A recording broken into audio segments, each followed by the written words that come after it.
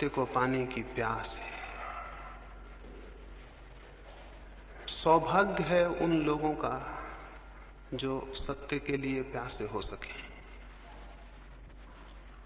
बहुत लोग पैदा होते हैं, बहुत कम लोग सत्य के लिए प्यासे हो पाते हैं। सत्य का मिलना तो बहुत बड़ा सौभाग्य है, सत्य की प्यास होना भी उतना ही बड़ा सौभाग्य है।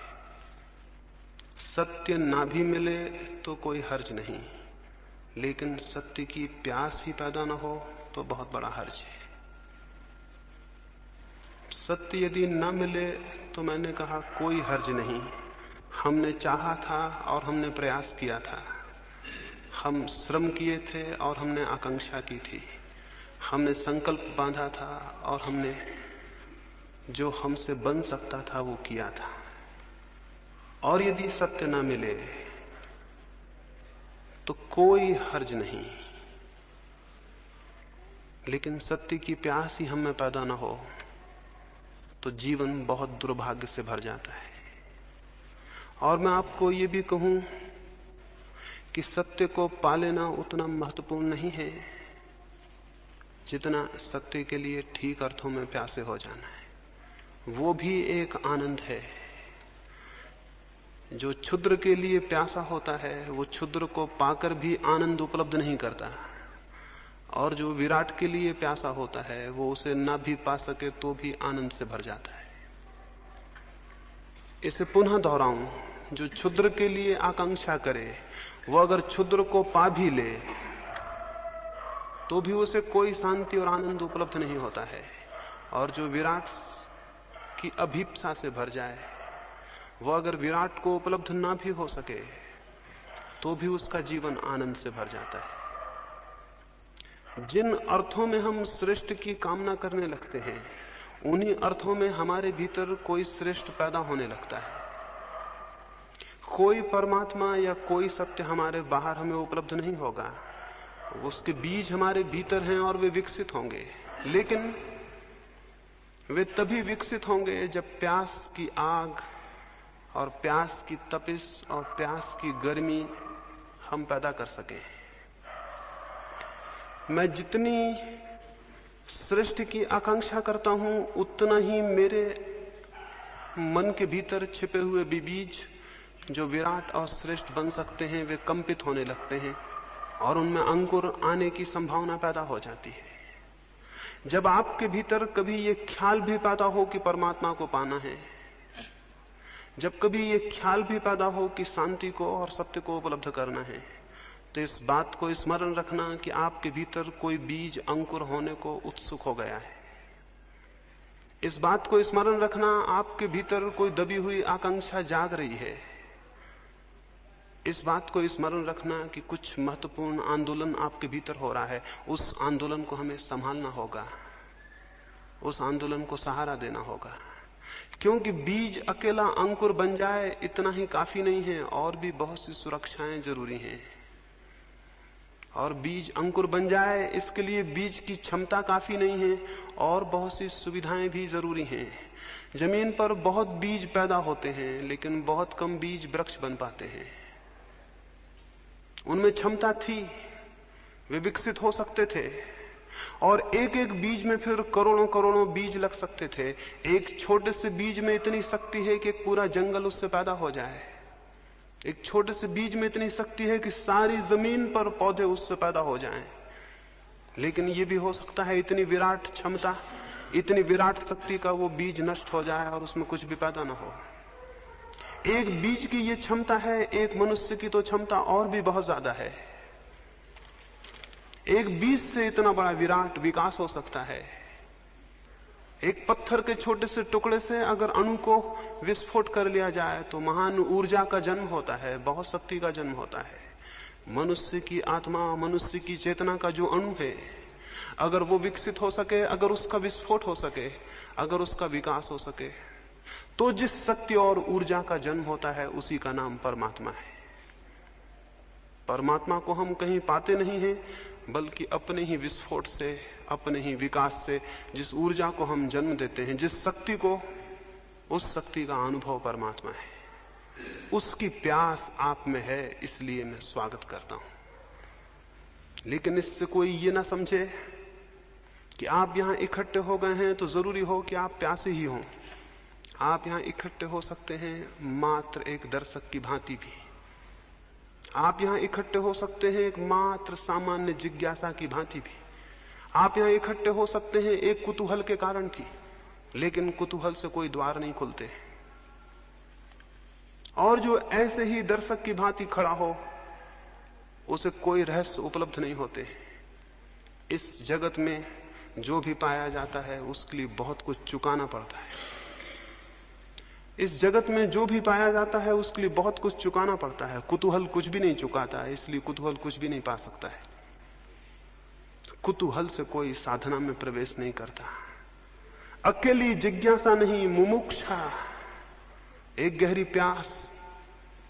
कल संध्या में किसी से कह रहा था, अगर एक मरुस्थल में आप हों और पानी आपको न मिले और प्यास बढ़ती चली जाए और वो घड़ी आ जाए कि आप अब मरने को हैं और अगर पानी नहीं मिलेगा तो आप जी नहीं सकेंगे।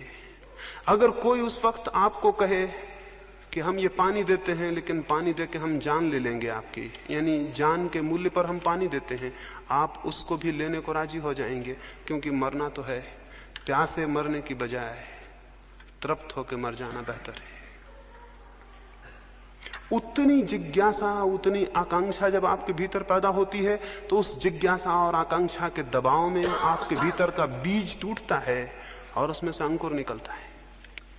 बीज ऐसे ही नहीं टूट जाते हैं, उनको दबाव चाहिए, उनको बहुत दबाव चाहिए, बहुत उत्ताप चाहिए, तब उनकी सख्त खोल टूटती है और उसके भीतर से कोमल पौधे का जन्म होता है।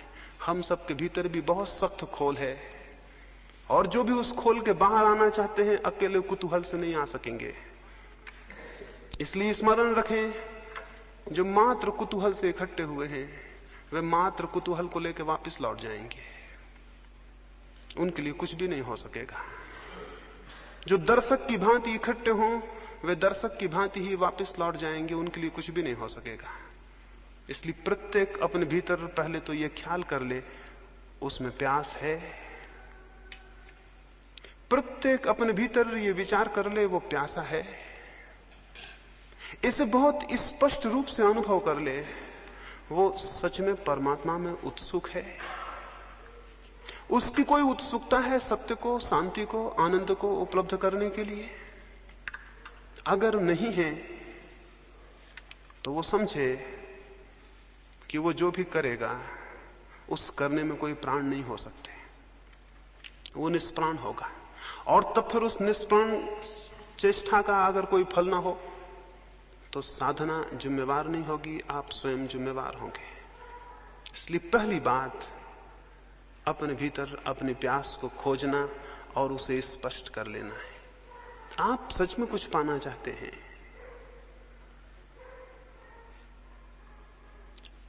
अगर पाना चाहते हैं तो पाने का रास्ता है।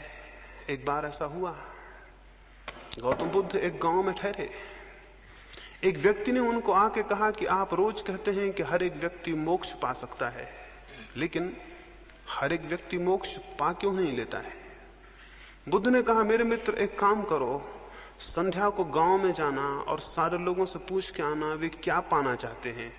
एक फहरिस्त बनाओ, हर एक का नाम लिखो और उसके सामने लिख लाना उनकी आकांक्षा क्या है। वो आदमी गांव में गया, उसने जाके पूछा, उसने एक एक आदमी को पूछा। थोड़े से लोग थे उस गांव में, उन सब ने उत्तर दिए। वो सांझ को वापस लौटा, उसने बुद्ध को आके वो फेहरिस्त दी। बुद्ध ने कहा, इसमें कितने लोग मोक्ष के आकांक्षी हैं? वो बहुत हैरान हुआ, उसमें एक भी आदमी ने अपनी आकांक्षा में मोक्ष नहीं लिखाया था। बुद्ध ने कहा, हर एक आदमी पा सकता है ये मैं कहता हूं, लेकिन हर एक आदमी पाना चाहता है ये मैं नहीं कहता। हर एक आदमी पा सकता है ये बहुत अलग बात है, और हर एक आदमी पाना चाहता है ये बहुत अलग बात है। अगर आप पाना चाहते हैं तो ये आश्वासन माने, अगर आप सच में पाना चाहते हैं तो इस जमीन पर कोई ताकत आपको रोकने में समर्थ नहीं है, और अगर आप नहीं पाना चाहते तो इस जमीन पर कोई ताकत आपको देने में भी समर्थ नहीं है। तो सबसे पहली बात, सबसे पहला सूत्र जो स्मरण रखना है वो ये कि आपके भीतर एक वास्तविक प्यास है। अगर है तो आश्वासन माने कि रास्ता मिल जाएगा, और अगर नहीं है तो कोई रास्ता नहीं है। आपकी प्यास आपके लिए रास्ता बनेगी। दूसरी बात जो मैं प्रारंभिक रूप से यहां कहना चाहूं वो ये है, बहुत बार हम प्यासे भी होते हैं किन्हीं बातों के लिए, लेकिन हम आशा से भरे हुए नहीं होते हैं। हम प्यासे होते हैं लेकिन आशा नहीं होती। हम प्यासे होते हैं लेकिन निराश होते हैं, और जिसका पहला कदम निराशा में उठेगा उसका अंतिम कदम निराशा में समाप्त होगा। इसे भी स्मरण रखें, जिसका पहला कदम निराशा में उठेगा उसका अंतिम कदम भी निराशा में समाप्त होगा। अंतिम कदम अगर सफलता और सार्थकता में जाना है तो पहला कदम बहुत आशा में उठना चाहिए। तो इन 3 दिनों के लिए आपसे कहूंगा, यूं तो पूरे जीवन के लिए कहूंगा, एक बहुत आशा से भरा हुआ दृष्टिकोण। क्या आपको पता है बहुत कुछ इस पर निर्भर करता है आपके चित्त का? क्या आप आशा से भर के किसी काम को कर रहे हैं या निराशा से? अगर आप पहले से निराश हैं तो आप अपने ही हाथ से उस डगाल को काट रहे हैं जिस पर आप बैठे हुए हैं। तो मैं आपको ये कहूं, साधना के संबंध में बहुत आशा से भरा हुआ होना बड़ा महत्वपूर्ण है। आशा से भरे हुए होने का मतलब यह है कि अगर इस जमीन पर किसी भी मनुष्य ने सत्य को कभी पाया है, अगर इस जमीन पर मनुष्य के इतिहास में कभी भी कोई मनुष्य आनंद को और चरम शांति को उपलब्ध हुआ है, तो कोई भी कारण नहीं है कि मैं उपलब्ध क्यों नहीं हो सकूंगा। उन लाखों लोगों की तरफ मत देखें जिनका जीवन अंधकार से भरा हुआ है और जिन्हें कोई आशा और कोई किरण और कोई प्रकाश दिखाई नहीं पड़ता। उन थोड़े से लोगों को इतिहास में देखें जिन्हें सत्य उपलब्ध हुआ है। उन बीजों को मत देखें जो वृक्ष नहीं बन पाए और सड़ गए और नष्ट हो गए। उन थोड़े से बीजों को देखें जिनने विकास को उपलब्ध किया और जो परमात्मा तक पहुंचे। और स्मरण रखें कि उन बीजों को जो संभव हो सका वो प्रत्येक बीज को संभव है। एक मनुष्य को जो संभव हुआ है वो प्रत्येक दूसरे मनुष्य को संभव है। मैं आपको यह कहना चाहता हूं कि बीज रूप से आपकी शक्ति उतनी ही है जितनी बुद्ध की, महावीर की, कृष्ण की या क्राइस्ट की। परमात्मा के जगत में इस अर्थों में कोई अन्याय नहीं है कि वहां कम और ज्यादा संभावनाएं दी गई हों। संभावनाएं सबकी बराबर हैं, लेकिन वास्तविकताएं सबकी बराबर नहीं हैं, क्योंकि हम में से बहुत लोग अपनी संभावनाओं को वास्तविकता में परिणत करने का प्रयास ही कभी नहीं करते। तो एक आधारभूत ख्याल आशा से भरा हुआ होना है। ये विश्वास रखें कि अगर कभी भी किसी को शांति उपलब्ध हुई है, आनंद उपलब्ध हुआ है, तो मुझे भी उपलब्ध हो सकेगा। अपना अपमान ना करें निराश होकर। निराशा स्वयं का सबसे बड़ा अपमान है। उसका अर्थ है कि मैं इस योग्य नहीं हूं कि मैं भी पा सकूंगा। मैं आपको कहूं, इस योग्य आप हैं, निश्चित पा सकेंगे। देखें, निराशा में भी जीवन भर चलकर देखा है, आशा में इन 3 दिन चल के देखें। इतनी आशा से भर के चलें कि होगी घटना, जरूर घटना घटेगी। क्यों? ये हो सकता है आप आशा से भरे हों, लेकिन बाहर की दुनिया में हो सकता है कोई काम आप आशा से भरे हों तो भी ना कर पाएं, लेकिन भीतर की दुनिया में आशा बहुत बड़ा रास्ता है। जब आप आशा से भरते हैं तो आपका कण कण आशा से भर जाता है, आपका रोआ रोआ आशा से भर जाता है, आपकी श्वास श्वास आशा से भर जाती है, आपके विचारों पर आशा का प्रकाश भर जाता है, और आपके प्राण के स्पंदन में, आपकी हृदय की धड़कन में आशा व्याप्त हो जाती है। आपका पूरा व्यक्तित्व जब आशा से भर जाता है तो भूमिका बनती है कि आप कुछ कर सकेंगे। और निराशा का भी व्यक्तित्व होता है, कण कण रो रहा है, उदास है, थका है, डूबा हुआ है, कोई प्राण नहीं है, सब जिससे कि आदमी जिंदा नाम मात्र को हो और मरा हुआ है। ऐसा आदमी किसी प्रयास पर निकलेगा, किसी अभियान पर, तो क्या पा सकेगा? और आत्मिक जीवन का अभियान सबसे बड़ा अभियान है। इससे बड़ी कोई चोटी नहीं है जिसको कोई मनुष्य कभी चढ़ा हो।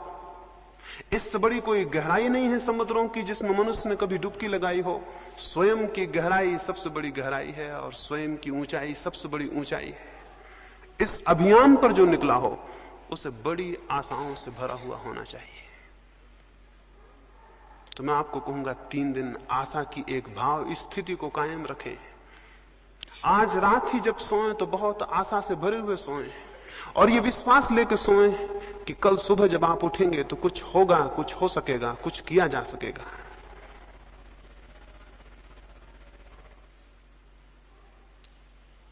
दूसरी बात मैंने कही, आशा का एक दृष्टिकोण।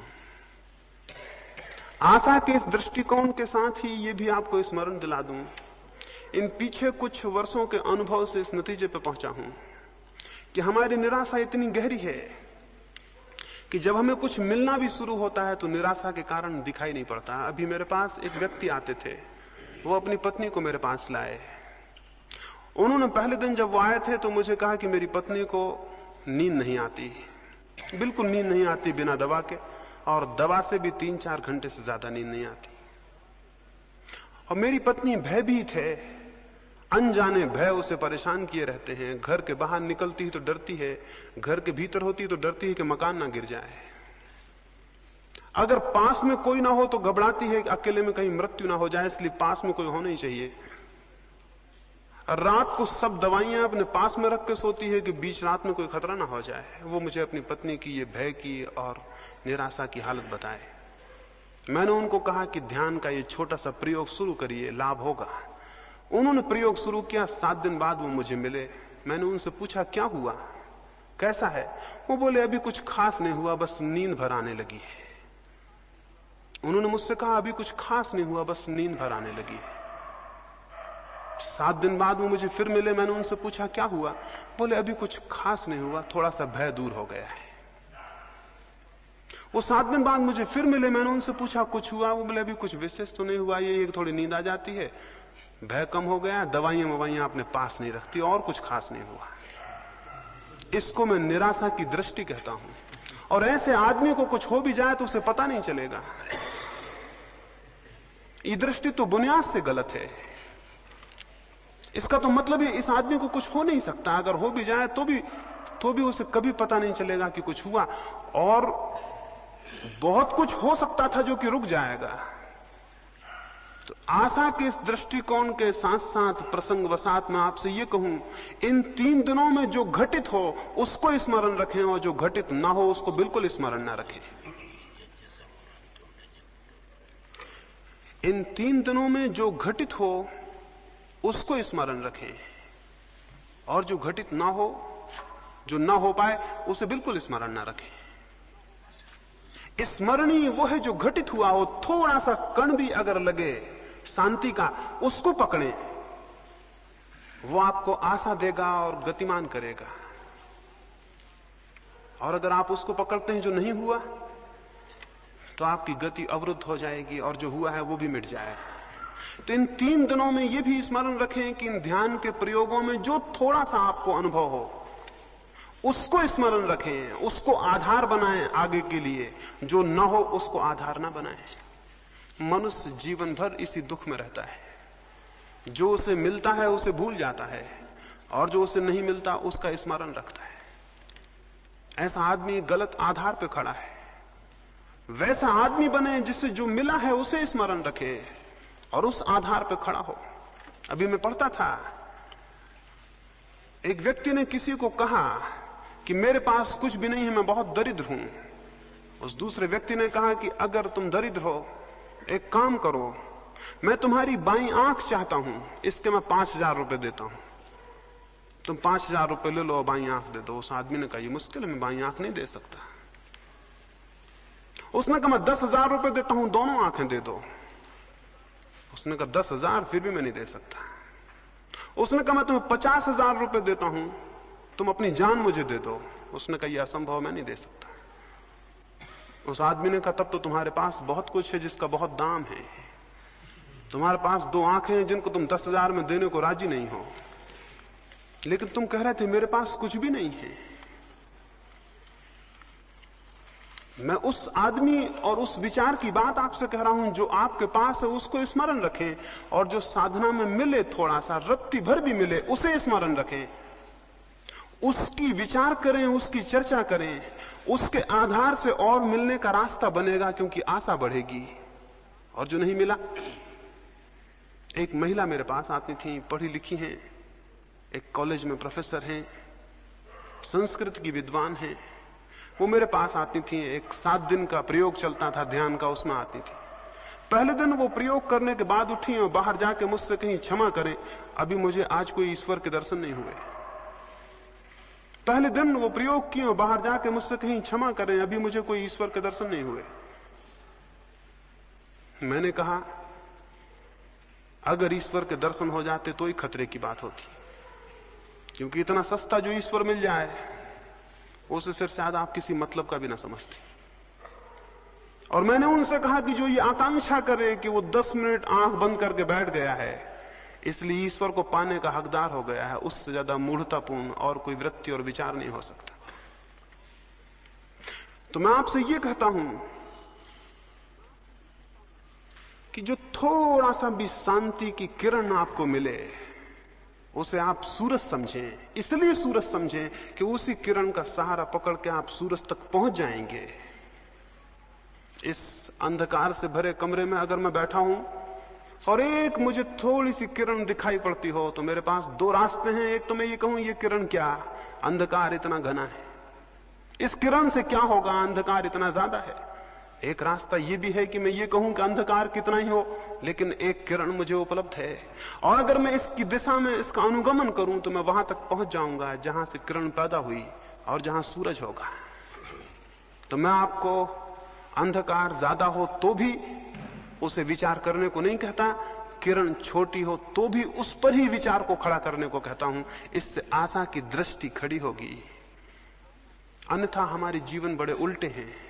अगर मैं आपको एक गुलाब के फूल के पौधे के पास ले जाऊं और आपको पौधा दिखाऊं, तो शायद आप मुझसे कहें कि इसमें क्या है, भगवान कैसा अन्यायी है, 2-4 तो फूल हैं, हजारों कांटे हैं। एक दृष्टि ये भी है कि गुलाब के पास जाके हम ये कहें कि भगवान कैसा अन्यायी है, हजारों कांटे हैं, कहीं एकाध फूल है। इसको कहने का एक ढंग और भी हो सकता है, एक दृष्टि और भी हो सकती है, एक और अप्रोच हो सकती है कि कोई आदमी उसी पौधे के पास जाके ये कहे कि भगवान कैसा अद्भुत है कि जहां लाखों कांटे हैं उनमें भी एक फूल खिल जाता है। कोई इसे यूं भी देख सकता है कि कहे कि जहां लाखों कांटे हैं उनमें भी एक फूल खिल जाता है, दुनिया अद्भुत है। कांटों के बीच भी फूल के खिलने की संभावना कितनी आश्चर्यजनक है। तो मैं आपको दूसरी दृष्टि रखने को कहूंगा इन 3 दिनों में। छोटी सी भी आशा की जो भी झलक आपको मिले साधना में, उसको आधार बनाएं, उसको संबल बनाएं। तीसरी बात,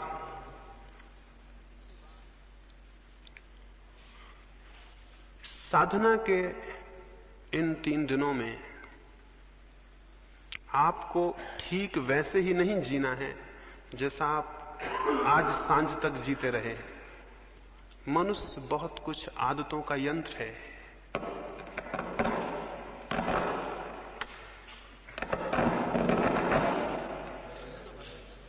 तो ठीक चल रहा है, कुछ ना करो। और अगर मनुष्य अपनी पुरानी आदतों के घेरे में ही चले तो साधना की नई दृष्टि खोलने में उससे बड़ी कठिनाई हो जाती है। तो थोड़े से परिवर्तन करने को मैं आपसे कहूंगा। एक परिवर्तन तो मैं आपसे ये कहूंगा कि इन 3 दिनों में आप ज्यादा बातचीत ना करें। बातचीत इस सदी की सबसे बड़ी बीमारी है, और आपको पता नहीं कि आप कितनी बातें कर रहे हैं। सुबह से सांझ तक, जब तक आप जाग रहे हैं, बातें कर रहे हैं। या तो किसी से कर रहे हैं, अगर फिर कोई मौजूद नहीं है तो अपने भीतर खुद से ही कर रहे हैं।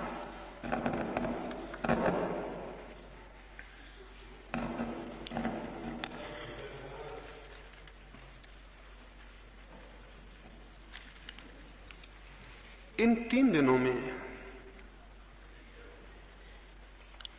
इसका बहुत सजग प्रयास करें कि आपकी बातचीत की जो बहुत यांत्रिक आदत है वो ना चले। एक ही कर देना, उसे बंद कर देना, एक ही कर देना। आदत है हमारी, ये साधक के जीवन में बहुत संघातक है। इन 3 दिनों में मैं चाहूंगा आप कम से कम बात करें, और जो बात भी करें वो बात भी अच्छा हो कि आपकी वही सामान्य ना हो जो आप रोज करते हैं। आप क्या रोज बातें कर रहे हैं, उसका कोई बहुत मूल्य है? आप उसे नहीं करेंगे तो कोई नुकसान है? जिसको आप कर रहे हैं उसका अगर नहीं उसे बताएंगे कोई अहित है? इन 3 दिनों में स्मरण रखें कि हमें किसी से कोई विशेष बात नहीं करनी है। बहुत अद्भुत लाभ होगा। अगर कोई थोड़ी बहुत बात आप करें भी, अच्छा हो कि वो साधना से ही संबंधित हो और कुछ ना हो। अच्छा तो यह है कि ना ही करें। ज्यादा से ज्यादा समय मौन को रखें। वो भी जबरदस्ती मौन रखने को नहीं कहता हूं कि आप बिल्कुल बोलें ही ना या लिख के बोलें। आप बोलने के लिए मुक्त हैं, बातचीत करने को मुक्त नहीं। और स्मरण पूर्वक जितना सार्थक हो उतना बोलें, बाकी चुप रहें। 2 लाभ होंगे। एक तो बड़ा लाभ होगा कि व्यर्थ जो शक्ति व्यय होती है बोलने में वो संचित होगी, और उस शक्ति का हम उपयोग साधना में कर सकेंगे। दूसरा लाभ ये होगा कि आप दूसरे लोगों से टूट जाएंगे और आप थोड़े एकांत में हो जाएंगे। हम यहाँ पहाड़ पर आए, पहाड़ पर आने का कोई प्रयोजन पूरा ना होगा अगर यहाँ हम 200 लोग इकट्ठे हुए हैं और आपस में बातचीत करते रहे और बैठ के गपशप करते रहे, तो हम भीड़ के भीड़ में रहे, हम एकांत में नहीं आ पाए।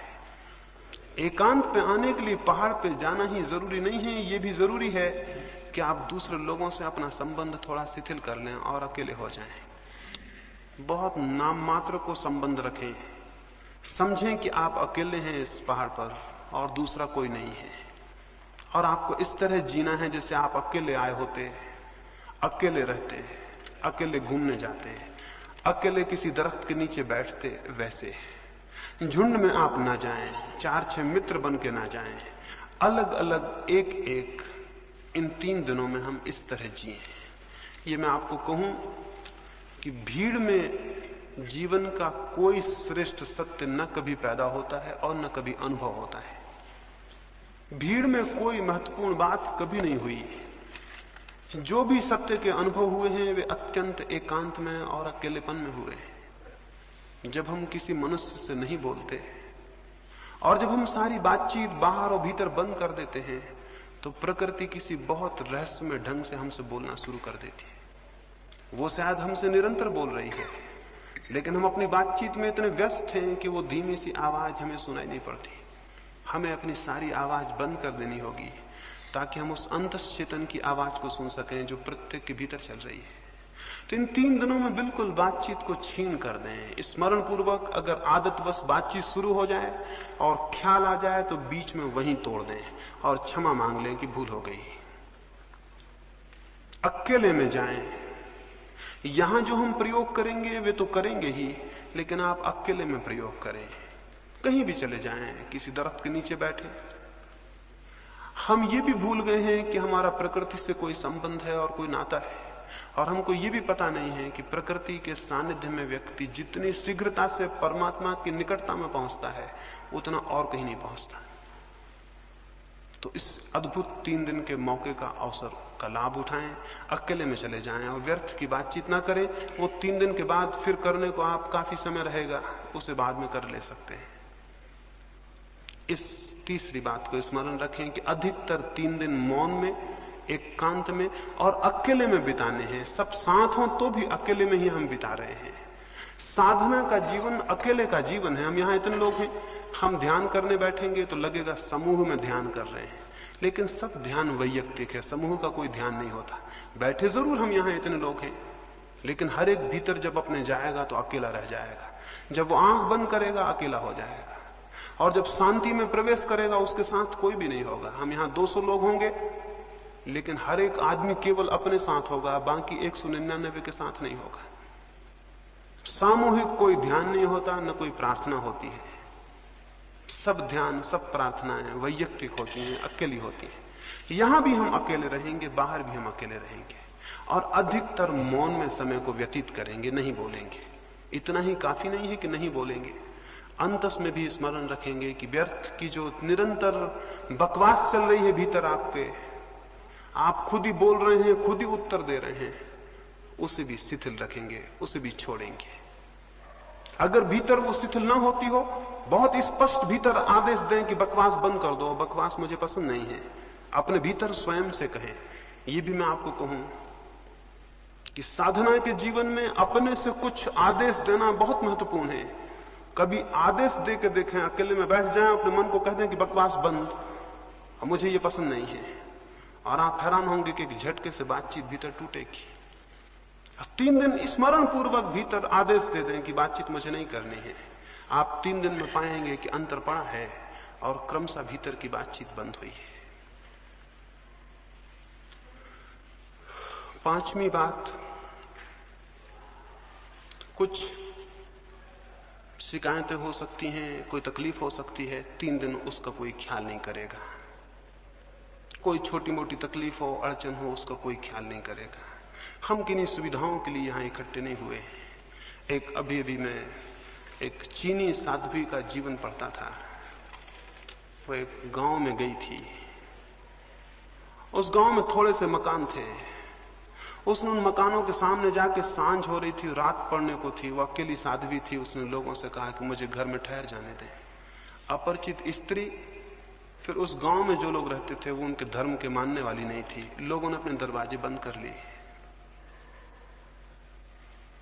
दूसरा गांव बहुत दूर था और रात और अकेली, उसे उस रात खेत में जाके सोना पड़ा। वो एक चेरी के दरख्त के नीचे जाके चुपचाप सो गई। रात 2 बजे उसकी नींद खुली। सर्दी थी और सर्दी की वजह से उसकी नींद खुल गई।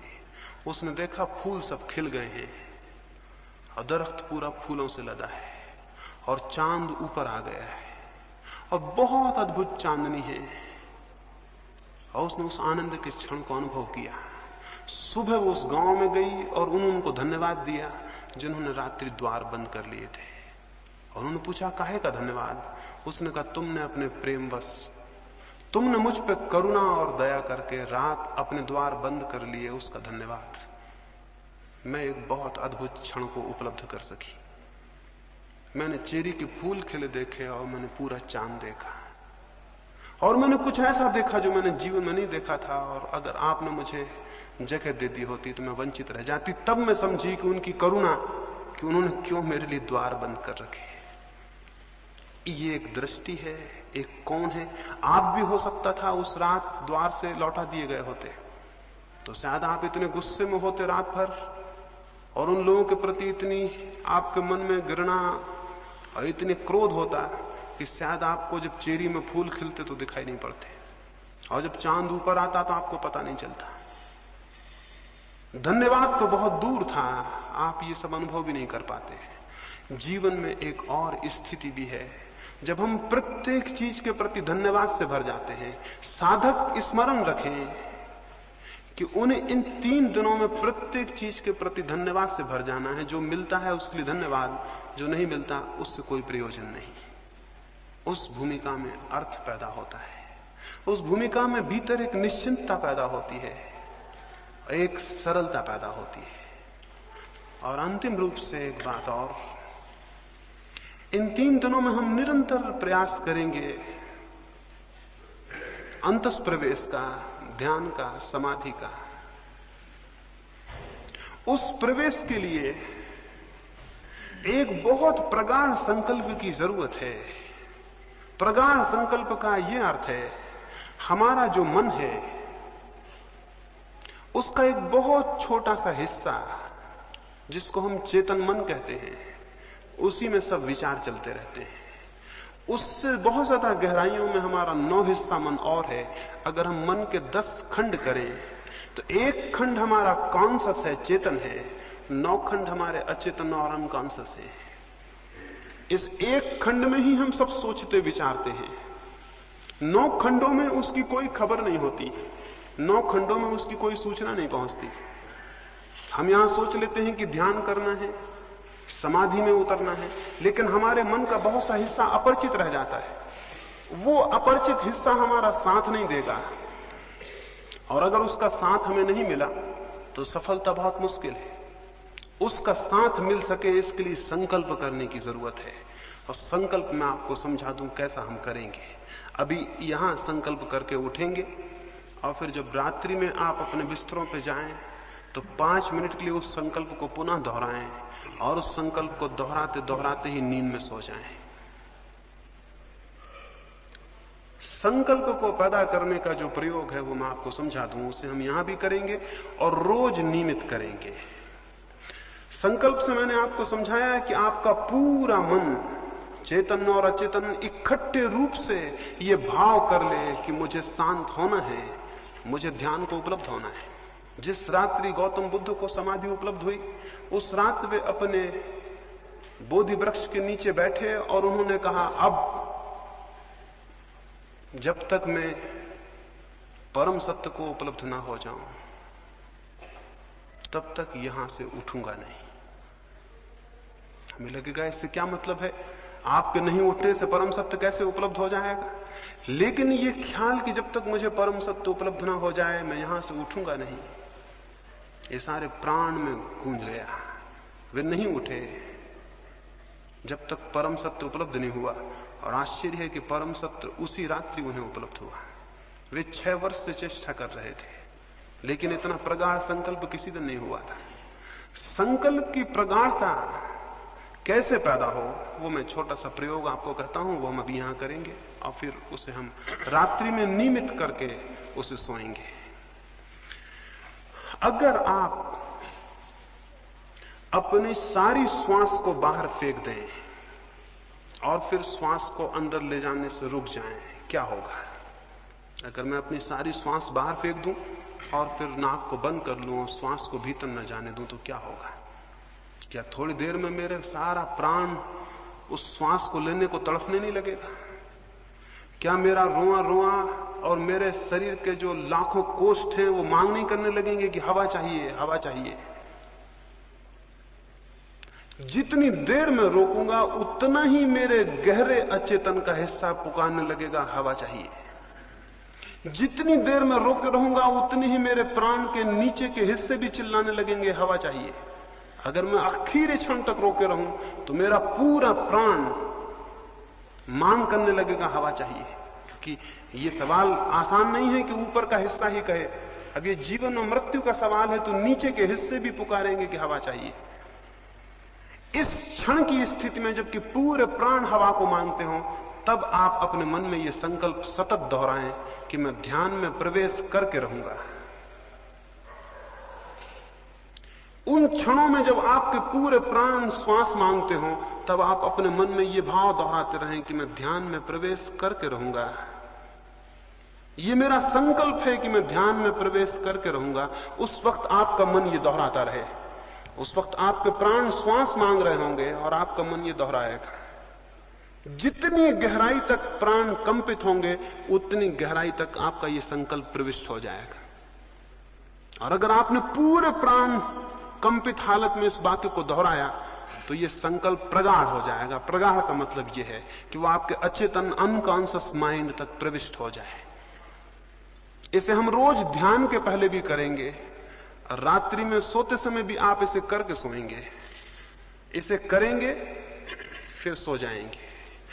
जब आप सोने लगेंगे तब भी आपके मन में यह सतत ध्वनि बनी रहे कि मैं ध्यान में प्रविष्ट होकर रहूंगा। ये मेरा संकल्प है कि मुझे ध्यान में प्रवेश करना है। ये वचन आपके मन में गूंजता रहे और गूंजता रहे, और आप कब सो जाएं आपको पता ना पड़े। सोते समय चेतन मन तो बेहोश हो जाता है और अचेतन मन के द्वार खुलते हैं।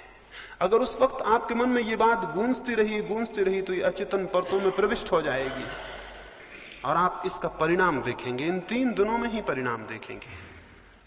संकल्प को प्रगाढ़ करने का उपाय आप समझे। उपाय है सबसे पहले धीमे धीमे पूरी सांस भर लेना। पूरे प्राणों में, पूरे फेफड़ों में सांस भर जाए जितनी भर सके। जब सांस पूरी भर जाए तब भी मन में यह भाव गूंजता रहे कि मैं संकल्प करता हूं कि ध्यान में प्रविष्ट होकर रहूंगा। ये वाक्य गूंजता ही रहे। फिर श्वास बाहर फेंकी जाए तब भी ये वाक्य गूंजता रहे कि मैं संकल्प करता हूं कि मैं ध्यान में प्रवेश करके रहूंगा। ये वाक्य दोहरता रहे। फिर सांस फेंकते जाएं बाहर। एक घड़ी आएगी आपको लगेगा आप श्वास भीतर बिल्कुल नहीं है, तब भी थोड़ी है, उसे भी फेंकें और वाक्य को दोहराते रहें। आपको लगेगा आप बिल्कुल नहीं है, तब भी है, आप उसे भी फेंकें। आप घबराएं ना, आप पूरी सांस कभी नहीं फेंक सकते हैं, यानी इसमें घबराने का कोई कारण नहीं। आप पूरी सांस कभी फेंक ही नहीं सकते हैं। इसलिए जितना आपको लगे कि आप बिल्कुल नहीं, उस वक्त भी थोड़ी है, उसको भी फेंकें। जब तक आपको बने उसे फेंकते जाएं और मन में ये गूंजता रहे कि मैं संकल्प करता हूं कि मैं ध्यान में प्रवेश करके रहूंगा। ये अद्भुत प्रक्रिया है। इसके माध्यम से आपके अचेतन परतों में विचार प्रविष्ट होगा, संकल्प प्रविष्ट होगा और उसके परिणाम आप कल सुबह से ही देखेंगे। तो एक तो संकल्प को प्रगाढ़ करना है, उसको अभी हम जब अलग होंगे यहां से तो उस प्रयोग को करेंगे। उसको 5 बार करना है, यानी 5 बार श्वास को फेंकना और रोकना है और 5 बार निरंतर उस भाव को अपने भीतर दोहराना है। जिनको कोई हृदय की बीमारी हो या कोई तकलीफ हो वो उसे बहुत ज्यादा तेजी से नहीं करेंगे, उसे बहुत आहिस्ता करेंगे, जितना उनको सरल मालूम पड़े और तकलीफ न मालूम पड़े। ये जो संकल्प की बात है, इसको मैंने कहा कि रोज रात्रि को इन 3 दिनों में सोते समय करके सोना है। सोते वक्त जब बिस्तर पर आप लेट जाएं, इसी भाव को करते करते क्रमशः नींद में विलीन हो जाना है। ये संकल्प की स्थिति अगर हमने ठीक से पकड़ी और अपने प्राणों में उस आवाज को पहुंचाया तो परिणाम होना बहुत सरल है और बहुत बहुत आसान है। ये थोड़ी सी बातें आपको आज कहनी थी। इनमें जो प्रासंगिक जरूरतें हैं वो मैं समझता हूं आप समझ गए होंगे। जैसा मैंने कहा कि बातचीत नहीं करनी है, स्वाभाविक है कि आपको अखबार, रेडियो इनका उपयोग नहीं करना है, क्योंकि वो भी बातचीत है। मैंने आपसे कहा मौन में और एकांत में होना है। इसका स्वाभाविक मतलब हुआ कि जहां तक बने साथियों से दूर रहना है। जितनी देर हम यहां मिलेंगे वो अलग, भोजन के लिए जाएंगे वो अलग, वहां भी आप बड़े मौन से, बड़ी शांति से भोजन करें। वहां भी सन्नाटा हो, जिससे पता ना चले कि आप वहां हैं। यहां भी आए तो सन्नाटे में और शांति में आए। देखें 3 दिन शांत रहने का प्रयोग क्या परिणाम लाता है। रास्ते पे चलें तो बिल्कुल शांत, उठें बैठें तो बिल्कुल शांत, और अधिकतर एकांत में चले जाएं। सुंदर कोई जगह चुने, वहां चुपचाप बैठ जाएं। अगर कोई साथ है तो वो भी चुपचाप बैठे, बातचीत ना करें, अन्यथा पहाड़ियां व्यर्थ हो जाती हैं, सौंदर्य व्यर्थ हो जाता है। जो सामने है वो दिखाई नहीं पड़ता, आप बातचीत में सब समाप्त कर देते हैं। अकेले में जाएं और इसी भांति ये जो थोड़ी सी बातें मैंने कही आपके लिए, जो जो जरूरी हो हर एक के लिए, अगर आपके भीतर प्यास नहीं मालूम होती बिल्कुल, तो उस प्यास को कैसे पैदा किया जाए उसके संबंध में कल मुझसे प्रश्न पूछ लें। अगर आपको ऐसा नहीं लगता कि मुझे कोई आशा नहीं मालूम होती, तो आशा कैसे पैदा हो उसके संबंध में कल सुबह मुझसे प्रश्न पूछ लें। अगर आपको लगता है कि मुझे कोई संकल्प करने में कठिनाई है या नहीं बन पाता या नहीं होता, सारी कठिनाइयां मुझसे सुबह पूछ लें।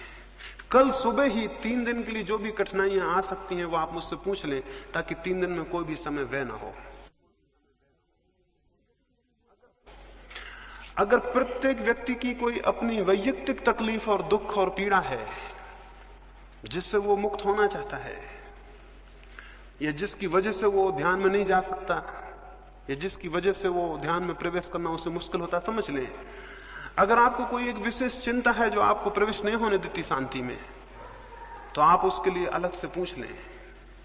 अगर आपको कोई ऐसी पीड़ा है जो आपको नहीं प्रवेश होने देती, उसके लिए आप अलग से पूछ लें।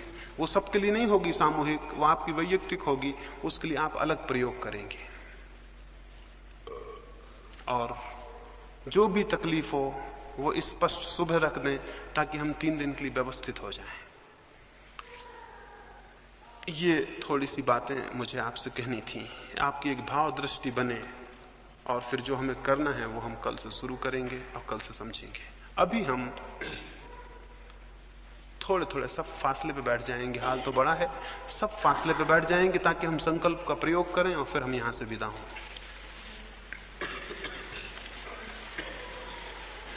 ऐसे झटके से नहीं, बहुत आहिस्ता आहिस्ता पूरा फेफड़ा भर लेना है। जब आप फेफड़ों को भरेंगे तब आप स्वयं अपने मन में दोहराते रहेंगे कि मैं संकल्प करता हूं कि मैं ध्यान में प्रवेश करके रहूंगा। इस वाक्य को आप दोहराते रहेंगे। फिर जब श्वास पूरी भर जाए आखिरी सीमा तक, तब उसे थोड़ी देर रोकें और अपने मन में ये दोहराते रहें। घबराहट बढ़ेगी, मन होगा बाहर फेंक दें, तब भी थोड़ी देर रोकें और इस वाक्य को दोहराते रहें। फिर श्वास को धीरे धीरे बाहर निकालें, तब भी वाक्य दोहरता रहे।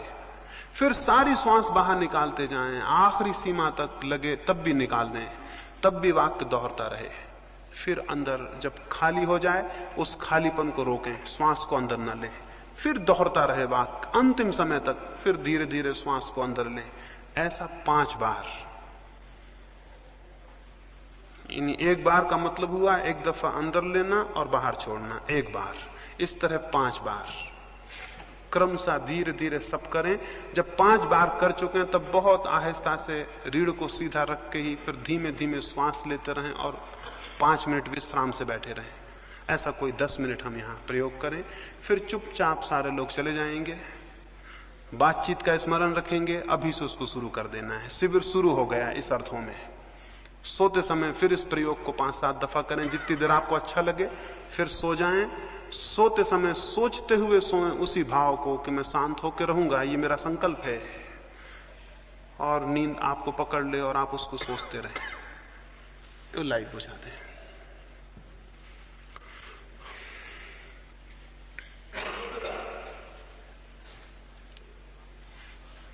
जब आपका 5 बार हो जाए तो आप चुपचाप अपना अपना बैठ के थोड़ी धीमी सांस लेते हुए बैठे रहेंगे।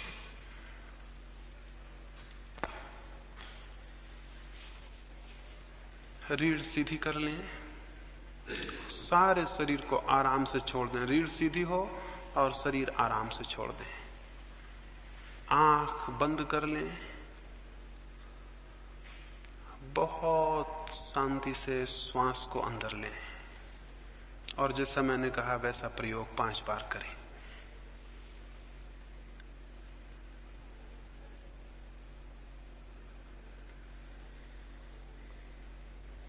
मैं प्रवेश करके रहूंगा, मैं ध्यान में प्रवेश करके रहूंगा। मेरा संकल्प है कि ध्यान में प्रवेश होगा। मेरा संकल्प है कि ध्यान में प्रवेश होगा। पूरे प्राणों को संकल्प करने दें।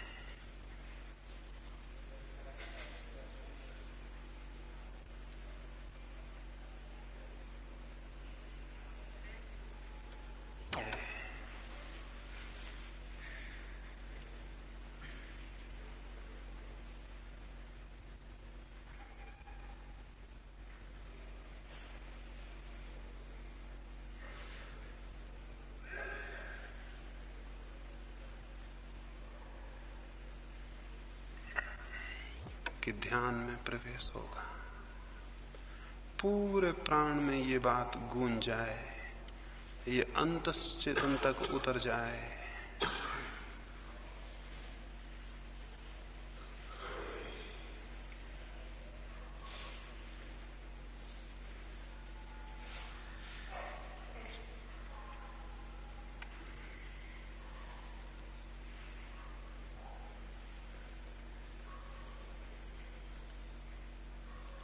पांच बार आपका हो जाए तो फिर बहुत आहिस्ता से बैठ के शांति से रीढ़ को सीधा रखे हुए ही धीमे धीमे श्वास को लें, धीमे छोड़ें और श्वास को ही देखते रहें। 5 मिनट विश्राम करें। उस विश्राम के समय में जो संकल्प हमने किया है वो और गहरे अपने आप डूब जाएगा।